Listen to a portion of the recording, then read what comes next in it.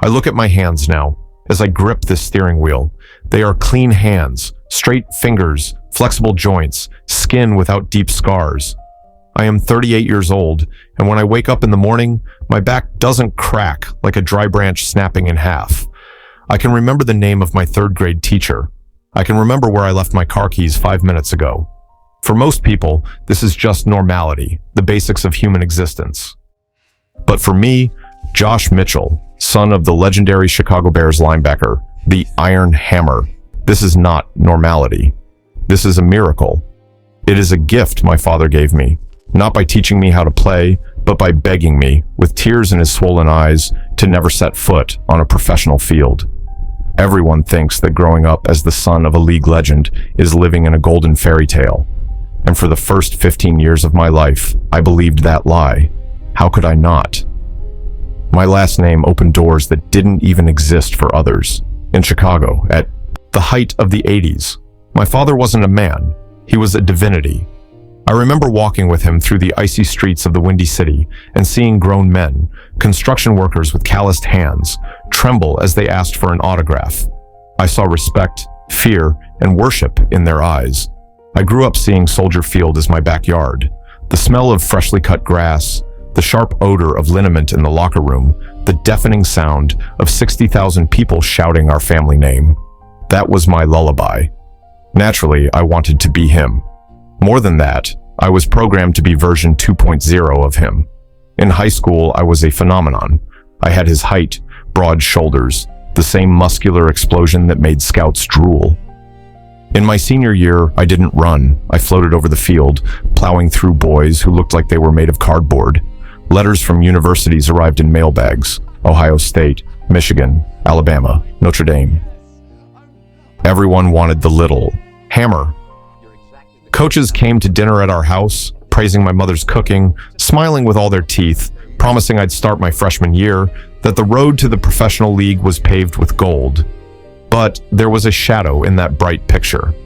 A shadow that I, in my youthful arrogance, chose to ignore until it was impossible to do so. My father.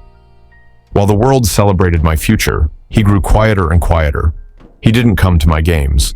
He watched from the farthest bleachers, hidden under a cap and sunglasses, and left before the final whistle.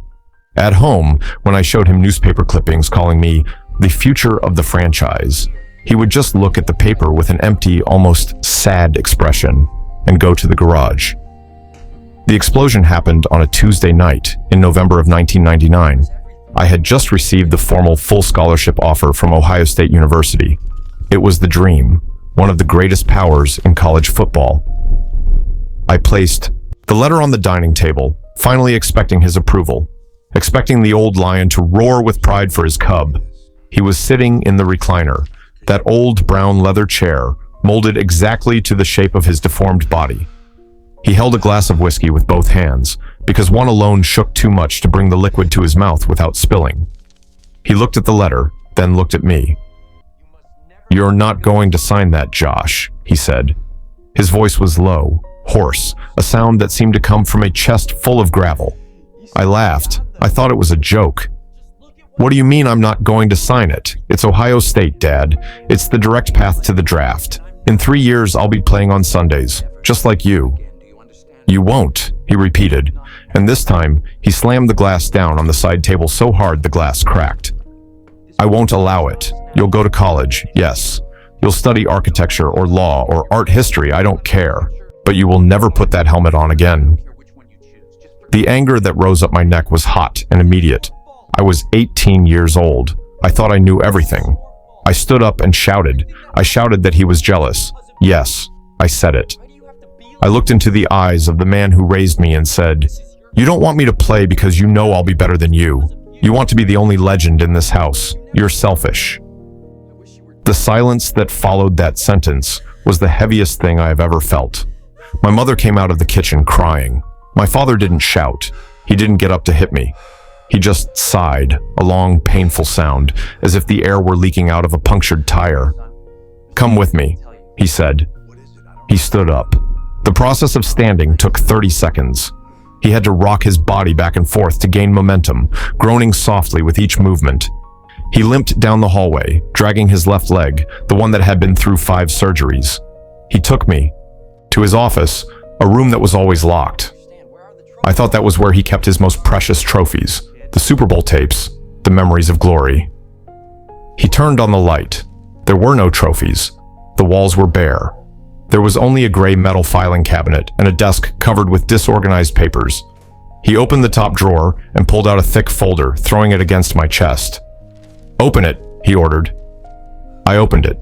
They weren't million-dollar contracts. They were medical reports, hundreds of pages, MRI scans of his brain, neurologist's reports. "Read the 3rd page," he said, sitting heavily in the office chair. I read. The words were technical, but the meaning was clear. Chronic traumatic encephalopathy, frontal lobe damage, early onset dementia, degeneration of the spinal column. The report described the brain of an 80-year-old man in the body of a 45-year-old. "This is what they don't show on television, Josh," he said, his voice now soft, almost tender. "You think I'm rich? Open the 2nd drawer." I obeyed, my hands already shaking. Inside were letters from banks, past due mortgage notices, lawyers' bills. "The money ran out 5 years ago," he confessed, staring at the floor. "We live on appearances and the league pension, which barely covers my medications. I spend $6,000 a month just on pills to be able to get out of bed and not scream in pain. The investments? The financial advisor the team recommended disappeared with everything in 1992. The house? The bank will take it next year if I don't sell the championship rings, and I will sell them. I will sell the only physical proof that I was someone, just so your mother has a place to sleep." I looked at him, truly looked at him, for the first time in years. I didn't see the iron hammer, the terror of quarterbacks. I saw a man who couldn't turn his neck to the left. I saw a man whose fingers were so twisted by arthritis that they looked like the talons of an old bird of prey. I saw a man who, I knew, sometimes forgot my name during dinner and tried to cover it with a vague smile. He pointed to his own knees. "I have plastic and metal where there should be bone. I haven't felt my feet from mid-calf down. But this is the easy part." He touched his own temple with his trembling index finger. "The problem isn't here. There are days, Josh, when I wake up and don't know who I am. There are days when the rage is so great, for no reason at all, that I'm afraid of hurting your mother. I'm afraid of myself. I traded my brain for applause. I sold my future for 10 years of glory. And now, the stadium is empty. The friends stopped calling when I stopped paying the bar tab. The league, they send me a calendar at Christmas and pretend I don't exist when I ask for medical help." He stood up again, came closer to me, and placed his heavy hands on my shoulders. I could feel the vibration of his tremor passing into my body. "You have the talent," he said, with tears running down his scarred face. "You are better than I ever was, and that is exactly why you are going to stop.